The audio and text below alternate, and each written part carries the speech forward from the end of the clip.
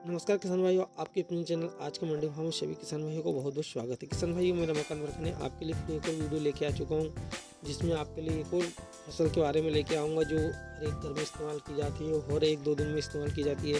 जी हाँ किसान भाइयों, आज हम बात करेंगे अरहर के बारे में।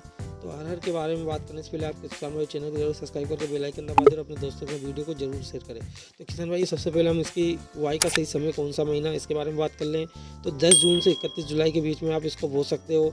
वो फसल अवधि किसान भाइयों इसकी 130 से लेके 180 दिन के समथिंग होती है। किसान भाइयों, वैरायटी के ऊपर निर्भर करती है। कुछ वैरायटी 130 दिन में पक जाती है, तो कुछ लंबे समय के लिए रहती है जो 280 दिन के समथिंग समय लेती है। किसान भाइयों, ये तो हो गई समय बोने के समय। अब किसान भाई मिट्टी तैयारी की बात कर लें, तो आपको किसान भाइयों सबसे पहले तापमान मिट्टी तैयारी के लिए खेत की जुताई कैसे करनी चाहिए। तो अरहर की फसल में सभी प्रकार की मिट्टी में की जा सकती है, लेकिन किसान भाइयों जो बालू और दामोद मिट्टी जो मिट्टी रहती है इस फसल के लिए सबसे अच्छी मानी जाती है। जिसको मानी जाती है इस फसल के लिए जो पीएच मतलब मिट्टी की जो पीएच मात्रा होनी चाहिए वो 7 से 8 के बीच में होनी चाहिए, और खेत में जल निकासी की अच्छी व्यवस्था होनी चाहिए। और फसल की बुआई करने के लिए खेत में एक बार गहरी जुताई करने के बाद 6 से 8 टन गोबर की खाद डाल दें। वो खेत में 2 से 3 बार हैरो चलाए जोते, और उसको बाद में पेटा लगाकर खेत को समतल कर ले। और एक एकड़ खेत में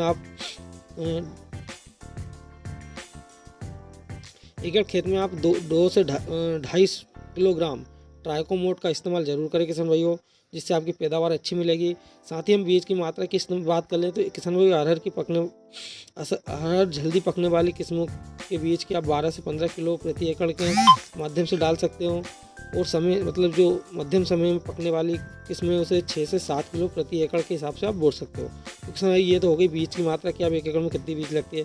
तो किसान भाई, सबसे पहले हम बात कर ले उन्नत किस्म की, जो है RCH 2671। ये पहला CS आधारित ब्राउन बीजिंग है जो अरहर की संकर किस्म से है, और ये 164 से 184 दिन में पककर तैयार हो जाती है। और बिल्ट और SMB प्रतिरोधक होती है, और इसकी उच्च दाल में प्रोटीन की मात्रा की बात करें किसान भाइयों तो आपको 24% के समथिंग इसमें मिल जाती है। उसकी पैदावार आपको 22 से 28 क्विंटल प्रति हेक्टेयर तक मिल सकती है। इसकी ज़्यादातर खेती मध्य प्रदेश में की जाती है, जो अनुसूचित एरिया है वहाँ पर की जाती है किसान भाइयों। वहीं पूसा 9 तो भाई की साहब, बात आप करें किसान सभी ने भाई, 200 अरहर से की दाल तो 260 सभी दिन ने की खाई होगी, लेकिन 260 पेड़ से और उसकी 270 खेती दिन की शायद ही वैरायटी किसी है। ने देखा होगा। जो ये शहर में आपको रहते हैं, जो 260 शहर से से रहते हैं, 270 उनको दिन में शायद पता तैयार नहीं होगा। होकर मिल तो मैं जाएगी। आपको अरहर लोगों की को उन्नत दिखा दूं किस्में कि हैं देखो, जिसकी बुआई ये जुलाई इससे से ऐसे दाने सितंबर तक निकलते की हैं और जाती है। फिर बाद में इसमें ये हम लोगों के यहाँ से सरकंद काल तक की जाती है। किसान भाइयों, इस पैदावार की क्षमता की बात कर ले, इसकी पैदावार की तो 25 से 30 क्विंटल प्रति हेक्टेयर तक हमें पैदावार दे सकती है किसान भाई। वहीं हम बात कर ले JKM, जो आपको JKM 189, ये आसंचित वृद्धि वाली हरी फली काली धरिया वाली के साथ की जाती है। इसमें लाल भूरा बड़ा दाना और 100 दानों के वजन की बात करें किसान भाइयों तो हमें 10 ग्राम तक इसका मिल सकता है।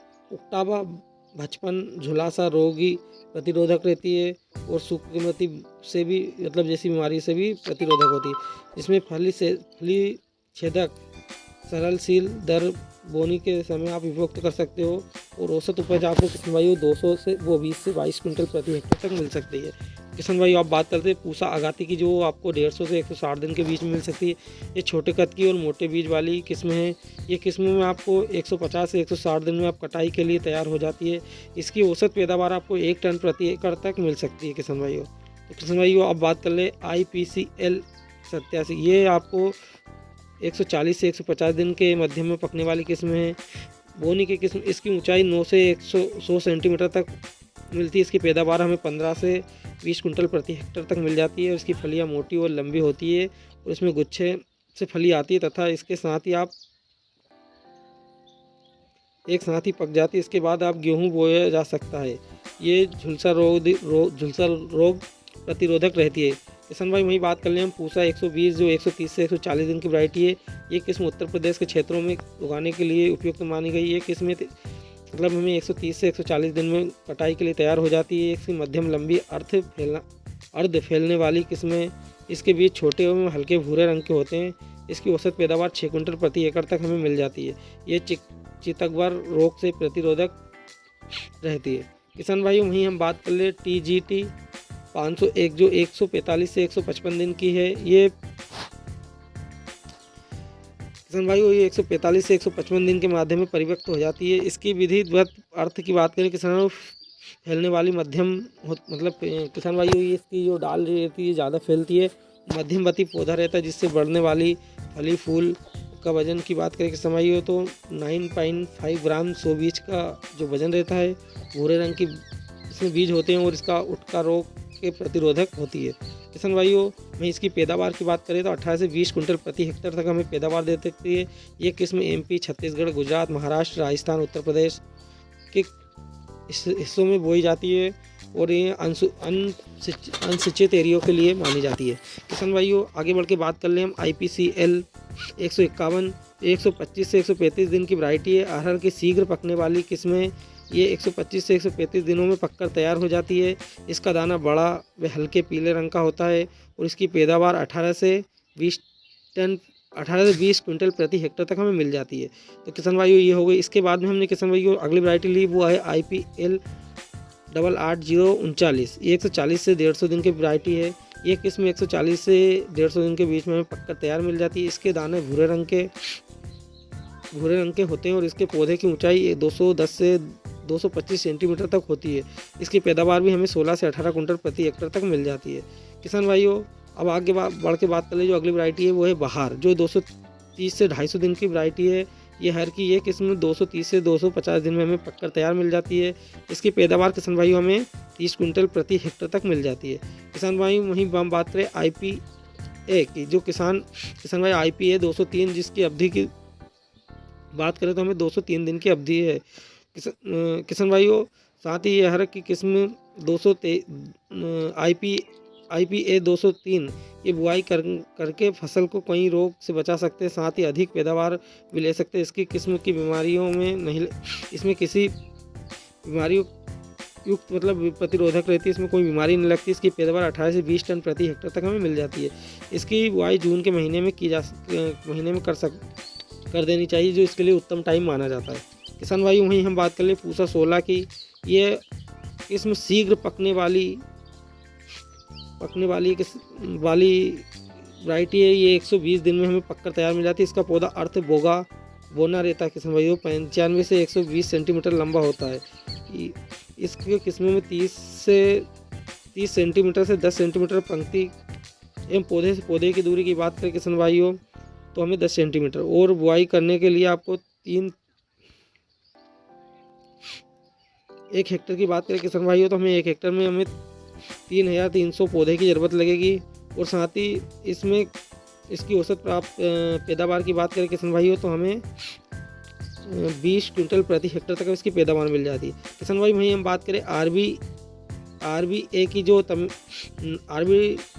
RBA जो 19 जिसकी ज़्यादातर खेती तमिलनाडु, तेलंगाना, आंध्र प्रदेश में के किस्मों में हिस्से में की जाती है।